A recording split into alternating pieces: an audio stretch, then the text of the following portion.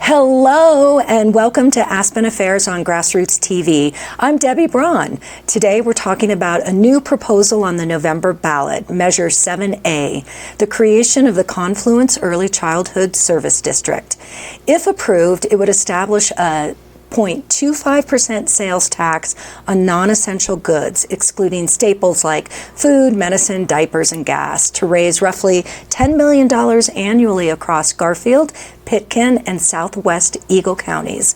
The funds would support affordable childcare, wage support for educators, and expand preschool capacity across the valley. And a reminder, I don't know how many times I'm going to tell you this, the ballots are mailed on Friday, November 10th. Early in-person voting begins Monday, October 27th, and Election Day is Tuesday, November 4th, 7 a.m. to 7 p.m.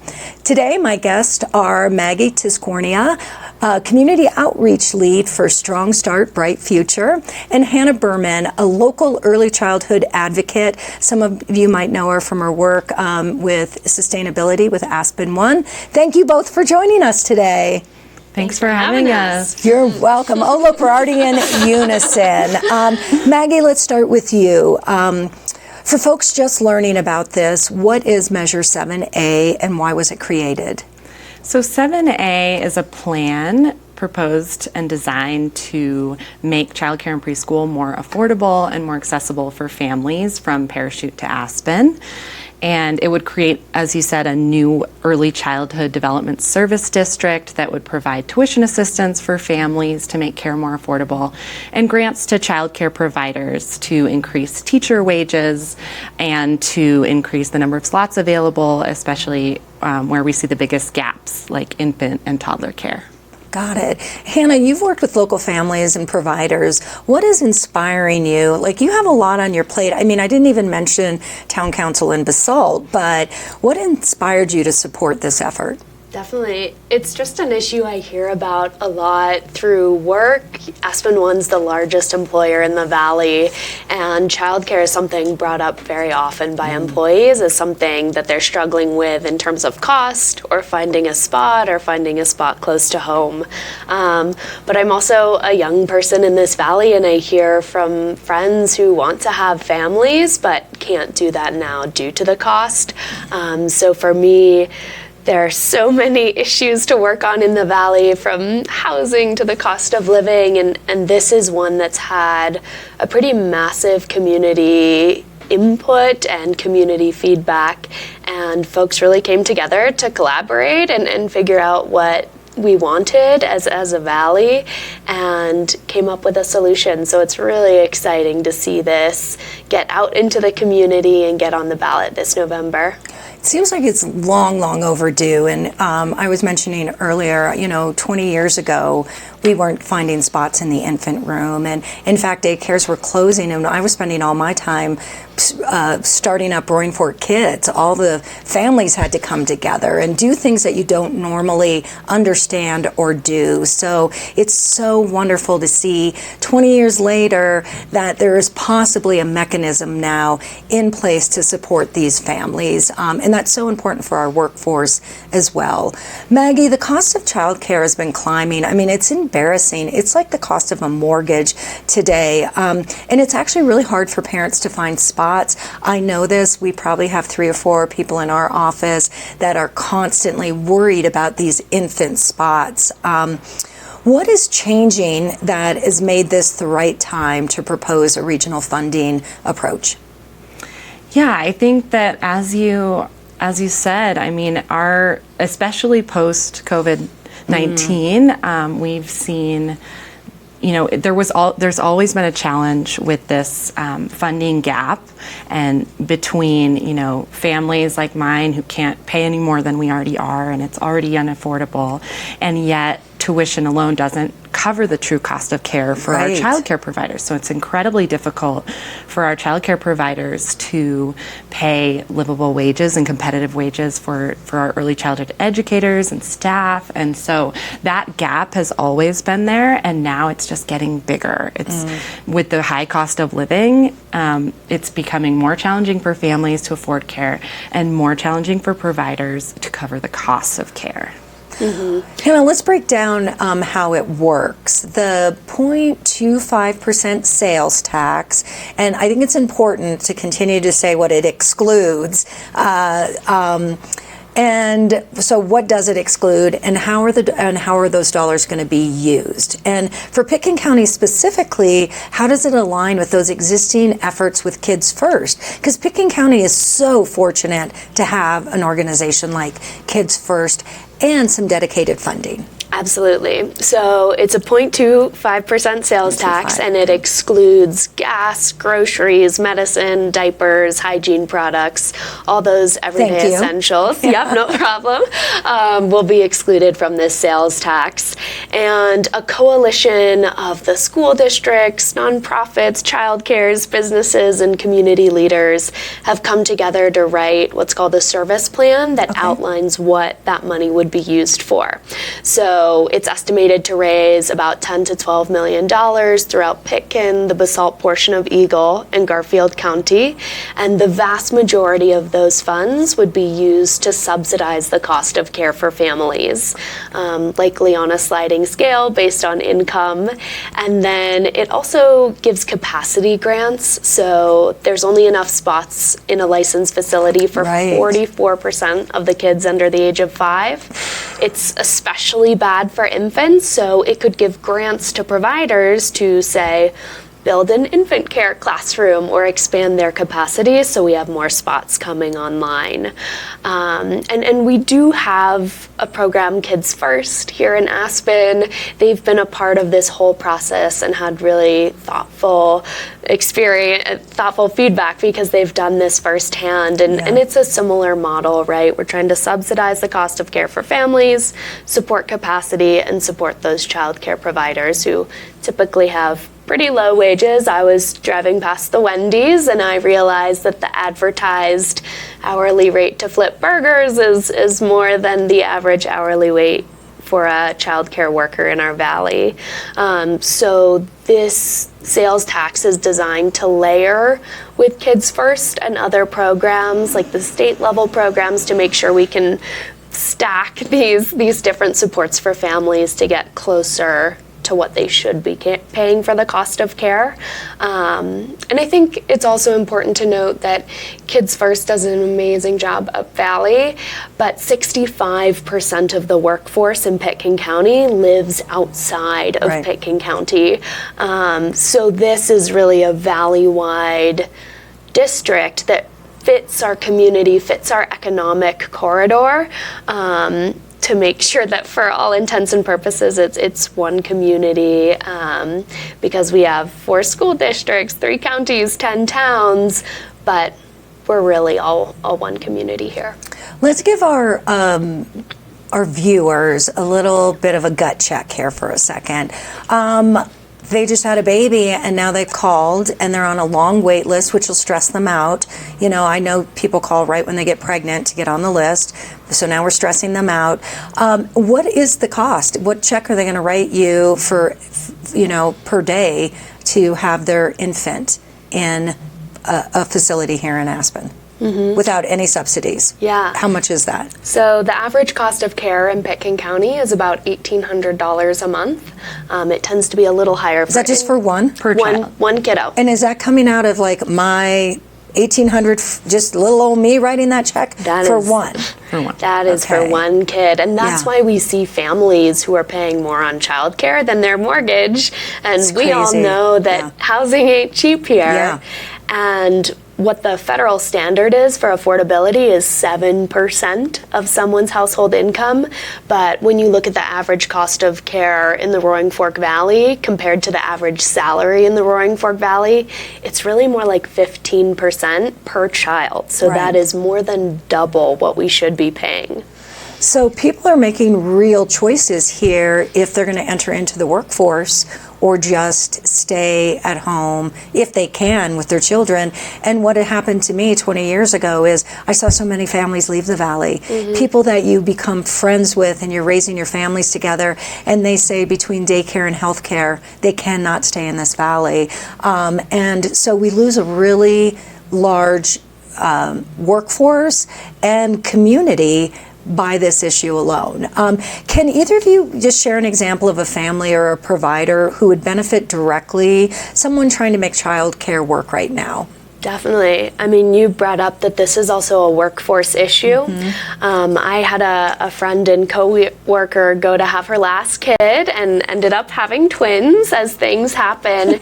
And that math just didn't work for her family with two more kids. And so she ended up leaving the workforce. And from an employer perspective, for every employee that leaves, we now have to hire a new person. That new person likely needs housing. It's a very expensive problem when you can't have good recruitment and retention. And that's one anecdote, but we see that through the data too. Yeah. Pitkin County has 7% less children than it did 5 years ago. Eagle County has 9% less children than it did 5 years ago. You think we'd have more? We were Right. always like stuck together during COVID in 2020, but No kidding. I guess we were not in the mood back then. Well, a lot of babies were born after COVID, and then they couldn't make it work with childcare. So. Wow. The other thing I really appreciate about what the district and what the tax is trying to do is the educational piece for the providers. So you are trying to recruit people to watch our babies, to watch our children. And I appreciate Kids First and others, the licensing that has to go into that and the education. And people can't always afford that on their own, like these providers. So having a system that helps them take better care, do a better job, feel more comfortable, it gives me a little bit of peace of mind as well. So I think that's an important, not only is it really for us parents, but it's also to help the people who are watching our children. And we're not just getting somebody off the street with no skill set whatsoever. At least I hope not, right?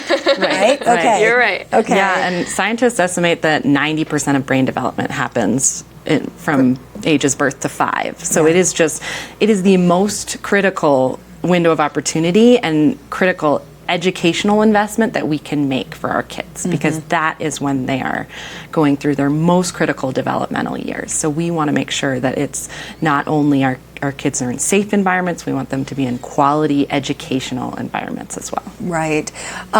So much fun, especially like around a Halloween when all the daycares take the kids out all dressed up to the businesses and we get to see everybody. I love how in our community it's very much not just in a classroom, but they're getting out every day and exploring our community and beginning to have that love of sense of like place. So I do think early childhood is incredibly important.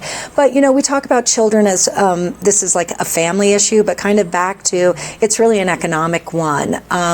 So kind of an easy question, I hope, but how would more affordable childcare help businesses retain employees and stabilize workforce year-round? Absolutely. I mean, what this ballot measure hopes to do is give families and parents a genuine option to be home with their kids or remain on their career paths. I think there's so much value in having folks in their jobs for a long time. At Aspen One, we have employees spanning 9 decades, right? Our youngest employee is in their teens, our oldest employee is in their 90s. And when we see that people can, raise their kids in this valley, we're able to keep them here in our valley, on our teams, in our workforce. And we want to help pass this ballot measure to make sure that families do have that genuine option to stay. And I work in our Basalt office, and every day I see this little gaggle of kids holding each other's hands, walking to the park. So to what you mentioned, we have such incredible providers here that being able to support those providers and all the outdoor education that our kids get to have is really exciting. It's a very cute part of this. Taxes normally aren't that cute, but this one's pretty good. It is. I am concerned that there are a lot of measures on the ballot this year. Schools, fire, housing, and early childhood. And the voters may be wondering about this cumulative tax load. How do you respond to those who say we need to buckle down, spend smarter, or wait until the costs come down before adding anything new? Yeah, I think that also piggybacking on that, the economic piece, I just would say this is not only the most critical educational investment we can make, it is an economic investment as well. Nobel Prize winning economist James Heckman actually quantified the return on investment in early childhood at 13% return on investment. So we do see this as an investment in our community, and one that it's kind of a historic opportunity for us to make right now. We had to go through a lot of legal hoops to get to this point. So it's taken us years. You know, this coalition has been working since 2017, passed state legislation to be able to do this on a regional scale. So kind of now is our opportunity to really address this issue as a regional community. And I do see the critical importance of all of these issues. We really tried to also minimize the tax burden as much as possible through a relatively modest sales tax of 25 cents on a $100 purchase without including those everyday essentials. So we were trying to kind of balance those needs because we understand that we are doing this because of the high cost of living and the burden that it's putting on our families and our childcare providers and our teachers. So we really think that the investment and the benefit outweighs that extra cost, but totally understand that it's a challenge. Yeah, I think with childcare, the one thing that I found, and I think other families found as well, is when you enter into our community and into the workforce, you're young, and maybe you don't understand how community works. You get pregnant, you have a child, you put them into your daycare, and all of a sudden you're meeting other people who have similar things that you're going through. We're all raising kids at the exact same time. And I have found that fellowship inside those daycares, inside the early childhood realm, set you up for feeling community, maybe for the first time, and then that sets you up for the future of wanting to give back and be a part of something bigger. So I know it's important that we talk about the taxing, and we're going to talk a little bit more about accountability in a second, but there's this human part of it that I felt more connected, not at my job at the chamber, but the families I met at the daycare and the challenges we were all going through together. It felt like I'm not in anything alone. I've got people to support. So I think that's really a big benefit of early childhood, is not just for the kids, but it's for us young adults, or when I was a young adult, it's for close enough. It really is something like very special and amazing. But that's the pretty side. That's the fun kids side about it. Now we're going back over to the accountability, the boring governance side of it. This would be actually a new taxing district, right? Who's going to oversee the funds, and how's the public going to know that the dollars are being spent responsibly? Great question. So the district will be overseen by a 5-member voter-elected board of directors. Okay. The candidates will be on this November's ballot as well. So if the district gets created, those candidates will be, or those electeds will be ready to jump in and form the board, and then thereby form the district. So it's absolutely critical to also pay attention to those candidates, and we listed them on our website, on7a.com as well. And also, the district will comply with all of the strict statutory requirements that are required for all types of special districts when it comes to transparency, accountability, third-party audits, independent audits. All of that will be applicable in this case as well. Tell me, when you're setting up the districts, you're getting your board, what happens if, Pitkin County loves to say yes, which is what I love about the county, but let's say they say yes, Basalt says yes, and Garfield County says no. Like, will one community saying no tank this? So the Or how does that election, work? yeah, that's a really good question. How are Yeah. we coordinating this? So the district at large is what counts. So Okay. it's just an entire district. If it's 50% plus one Okay. across all districts, across all counties, Okay. the measure will pass. And we actually did get unanimous approval from each sets of county commissioners. I know they Great. don't always agree on everything, but they all passed the approval to put this childcare district to vote Onto the ballot. unanimously, Okay. which was good to see. Yes, that is. Okay, so inside the district that you're creating, we're going to be voting if we're inside the district, and all you need to do is get to 50% plus one. Mm-hmm. Okay, well there you go. It was a little scarier when I thought if one county said no, then the whole effort goes away. And it seems like there's been years of planning to get to this point. Correct? Right. Yes. Started in 2017. Yes. Maggie's been to our board on more than one occasion. I think Hannah has popped in, really just updating the Chamber Board of Directors on the process and the progress as we've gone forward. You guys had solicited feedback from the business community as well. So I know you've been out there working hard for a few years to get you to where you are today. How will this new district coordinate with current programs like the city and the county's initiatives so we're not duplicating efforts? Will somebody from like Kids First be on the board of the new district, or how are you coordinating? Mm-hmm. Yeah, great question. That is why it's been so critical as well to have those voices in the design process when we were designing the service plan with the coalition. And so really, and I will say too that there is a movement across the country of communities like ours looking to local solutions to this problem. Oh, I thought there was a free childcare. Isn't that moving across the country? Maybe So everyone knows that we can't rely on state and federal funding alone for a lot of issues we're facing, and we also want solutions that are locally designed for and responsive to our community needs. And so we do have, there are over 50 voter-approved children's funds across the country, and a lot in the state of Colorado as well. And there are 8 measures on this ballot alone across Colorado. And so there are a lot of great examples we can pull from where we are blending and braiding funding streams from at every level, from federal, state, and municipal. And in this case, we're adding this regional layer. So we have great examples of how that coordination can work to ensure that we're not duplicating. And the other piece is just having great relationships with these different entities that also have funding streams like Kids First. And so that's why it's been so critical to be working together up until this point.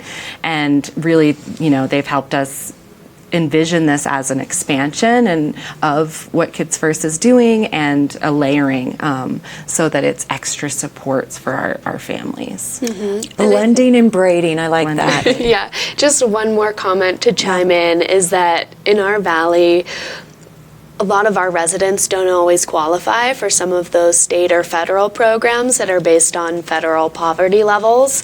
And so the vision for this child care district, it's that it has a little bit of a longer runway. So maybe you don't qualify for something at federal poverty level, which is, about $17,000 a year. We know that there's a higher average income here, and we want to be able to address a wider swath of families through, likely kind of graded funding supports. That's great. I kind of just want to loop back one more time to make sure it's perfectly clear, because one thing that I hear a lot at the Chamber is it's really hard to retain those early childhood teachers because of low pay, right? You gave a perfect example at the beginning about Wendy's is paying more than potentially we can pay our early childhood teachers. I just want to make sure that in all the funding that you're raising, that there's money in there to help those wages, along with supporting professional development. That is in there. It is. It's in the Okay. ballot language directly as well, so it'll be Okay. a So required use of once funding. the money begins to roll in, I'm assuming in 2026, do you not have access to the funds till 27, or do you start receiving them as they come in 26? The tax will start getting collected by the state January 1st, 2026. Okay. And it takes up to 6 months for it to come back to the district. Okay. That being said, since the board will be forming at the same time as the district's created, they can really get going on program design and implementation. Great. And potentially have some, funding streams to do that, to get started. So Right. optimistically, by fall 2026, some of this programming would start rolling out. And then are you forecasting and budgeting as you're looking out? Because certainly we know if you're looking at a sales tax, and we also know the airport will be closing for, 6 to 8 months in 27, that will have a pretty big impact, I think, on your collection. So are you guys forecasting out more than just a year? Yes. Okay. Yes, definitely. And we have submitted that in the service plan as well, a financial plan, and also it requires a certain amount of reserves Okay. for a sales tax and accounting for that volatility in sales tax. Where can somebody find the service plan? On our website, yeson7a.com, there is a button that says the plan. The plan. Okay, great. I'm going to ask you one more question, and I'm going to give you 30 seconds each or a minute each to say, but let's fast forward a few years. If 7A passes, what would success actually look like? How many more families are going to be served or teachers supported before we can say the system is finally catching up with demand? That is a good question. I think for me, what that might look like is I've talked to coworkers and now had other women come up to me to say, I got on the wait list for a childcare before telling my husband I was pregnant. Oh my gosh. Which is funny, but it's also a sign that right now it's just not working for our local families. And I think a measure of success is lowering that stress, because we have more spaces for people. They don't need to battle it out on the wait list to get their kiddos in line. They don't need to, puzzle, piece, and cobble together care to get their kids a spot. Success would be to have a smoother system to get into those spots, and then less stress about people paying, more than their mortgage on childcare. Yeah. Well, Maggie and Hannah, thank you both for joining me and sharing your insight on important community conversations. To our viewers, ballots start arriving October 10th, early voting opens October 27th, and Election Day is Tuesday, November 4th. Measure 7A would create a shared regional solution for early childhood care and education, an investment in families and our workforce and our future. I'm Debbie Braun, and this is Aspen Affairs. Thanks for watching, and we'll see you next time.